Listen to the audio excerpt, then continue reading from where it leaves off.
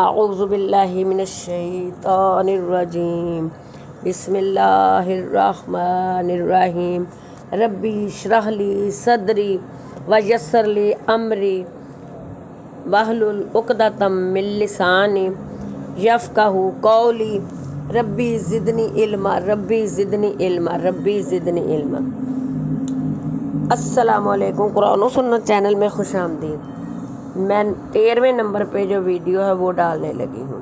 حضرت انس رضی اللہ تعالیٰ عنہ سے روایت ہے کہ نبی صلی اللہ علیہ وسلم ایک دفعہ موسم خزاں میں ایک ایسے درخت پر سے گزرے جس کے پتے پک کر سوکھ گئے تھے۔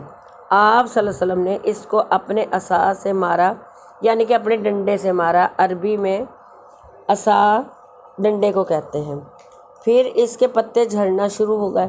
آپ صلی اللہ علیہ وسلم نے فرمایا، یہ مندرجہ بالا 4 کلمات کہنا بندے کے گناہوں کو اس طرح جھاڑتے ہیں جیسے کہ اس درخت کے پتے جھڑتے ہیں۔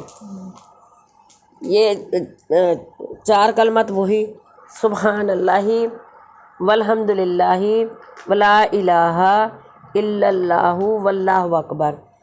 مثال وہی کلموں کی ہے لیکن حدیث نئی ہے۔